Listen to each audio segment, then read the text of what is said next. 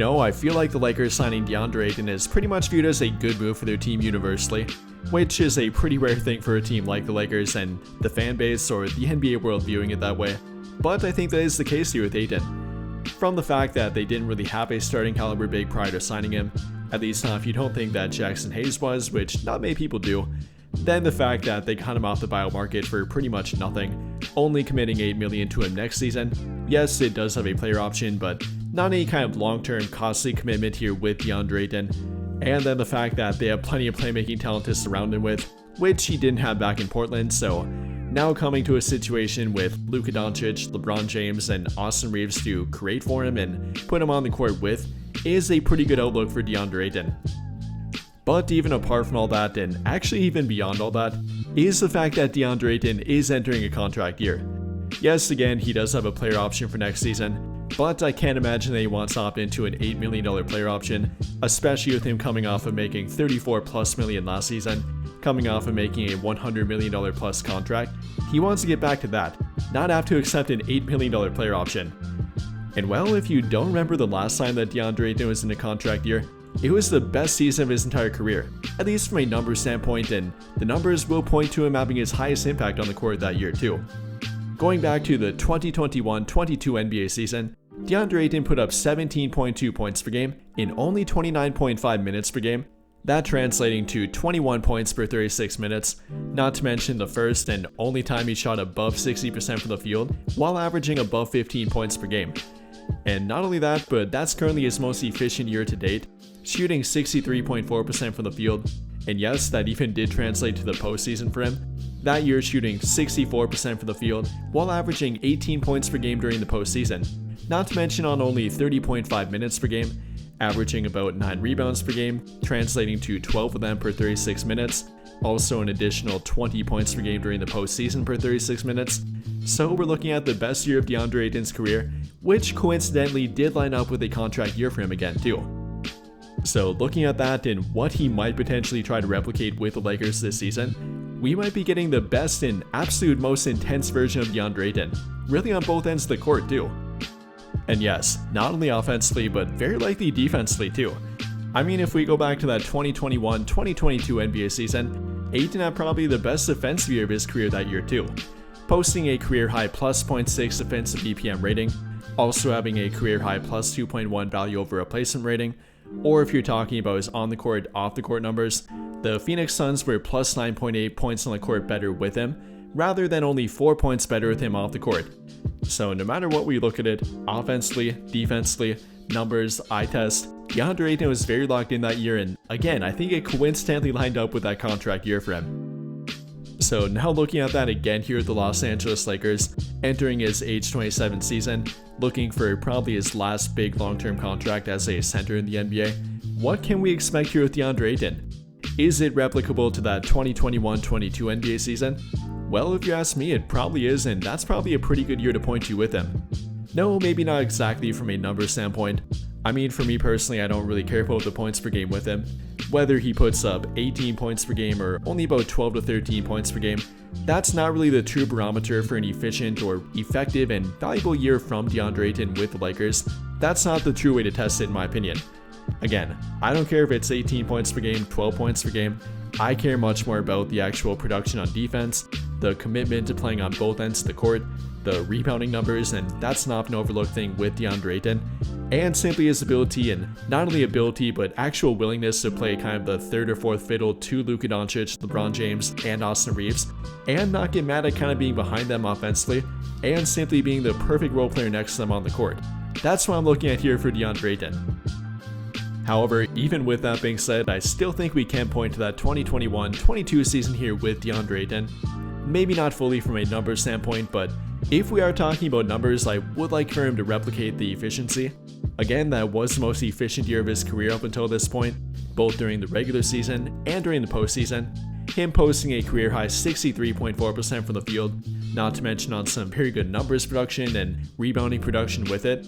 I think he will be able to, and probably will be able to get pretty close to that here with Lakers. Yes, obviously he had Chris Paul to work with back then, probably the best pick and roll point guard playmaker of all time, if not one of the best.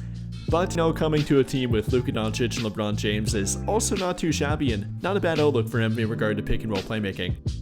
And I kind of referred to this before, but he's coming from a dreadful playmaking situation, both during the 2023-24 and 24-25 NBA season with Portland. He had some terrible playmaking around him. I mean, per bbowlindex.com, he had a teammate playmaking talent grade of F in both years, and that's coming from Phoenix in 22-23 with a B+ grade, never having below a C- grade of teammate playmaking talent up until that point, so it's gonna feel like heaven for him coming back to some decent playmaking ability, even better than decent. Again, with Luka Doncic, LeBron, and even guys like Austin Reeves and Marcus Smart, they have a multitude of playmakers to put around him, and he will be surrounded with good playmaking talent. So if I had to guess, that 57 to 59% for the field that he's been posting in the past 3 years now probably will jump back up to about 60%, if not even above that too. I mean, generously here, hoping for that 63% again like he posted in 2022. If he can get back to that, which I think there's actually a pretty good chance of. He's not going to be a top 3 option for them like he was back in Phoenix. Isn't going to get a ton of post touches, isn't going to be creating for himself very often. He's going to be the primary pick and roll roller with their team, and obviously with both Luka and LeBron. But again, that's not too much individual creation for himself. Isn't going to be taking a bunch of shots that are highly contested. Is going to get a bunch of shots at the rim that are completely wide open, if not even above the rim, that he can then throw down.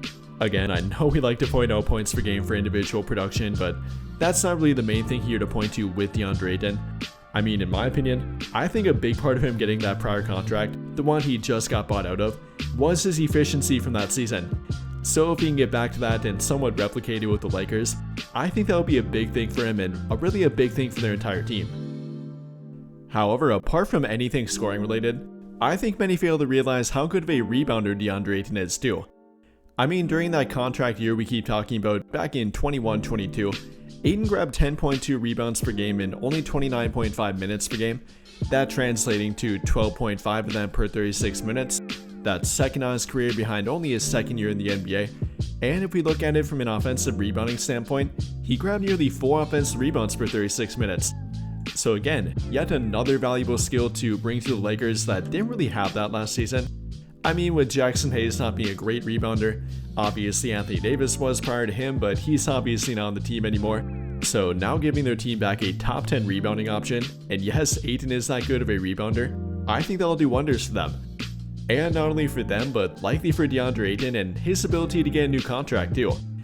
I mean, once again pointing back to that old contract, not only the efficiency helped him, but likely the rebounding too. Again, apart from simply scoring and offense in general, rebounding and efficiency at the rim are 2 underrated parts of Ayton's game that definitely could help the Lakers here. In fact, rebounding ability might be the thing I'm most excited about here with DeAndre Ayton. I mean, apart from Anthony Davis, I can't remember the last time they had this good of a rebounder. A guy that's never averaged below 10 rebounds per game, not even once in his now 7-year ongoing NBA career. A guy that's never averaged below 2.5 offensive rebounds per game. That's a very valuable thing for their team, or any other team for that fact, that they have not had in quite some time now. After all, post All-Star break and post trade deadline, they were not a very good rebounding team. Post All-Star break, they gave up the 9th most offensive rebounds per game to their opponents, giving up roughly 11.5 of them per game, which unfortunately, as we know, did translate to the postseason, not being able to keep Rudy Gobert off the offensive glass, not being able to simply get defensive rebounds, and have a guy in the court that could actually stay on the court to help them grab rebounds. This is something that Ayton should be able to help them with. But apart from rebounding and efficiency or scoring ability, how about more on the defense?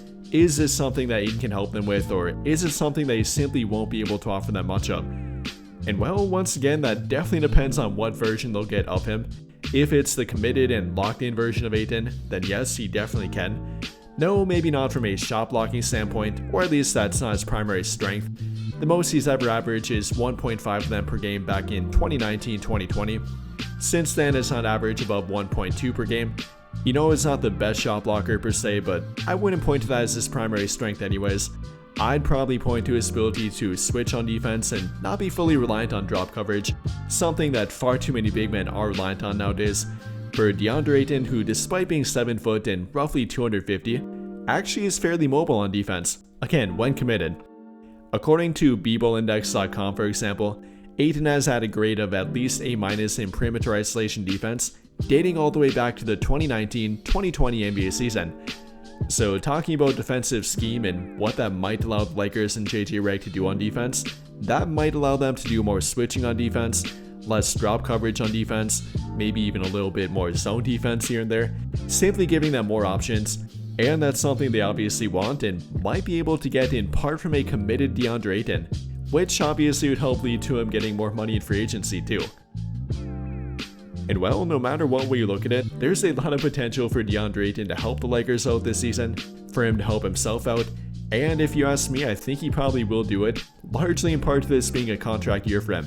As like I said, the last time he was in a contract year, it was a career year for him. So with that in mind here, what do you guys think? How do you feel about the outlook for DeAndre Ayton next season? Do you think he'll get back to the player he once was, and even on both ends of the court? Will the contract year help him do it? And what parts are you most excited about with DeAndre Ayton on the court? Let me know your thoughts in the comments down below. But I think that'll pretty much do it for this one. And if you enjoyed the video, then I'll greatly appreciate it if you dropped a like, subscribe to the channel if you have not already, and hit that notification bell to never miss out when I upload a video. But as always, thank you for watching and have a great day or night.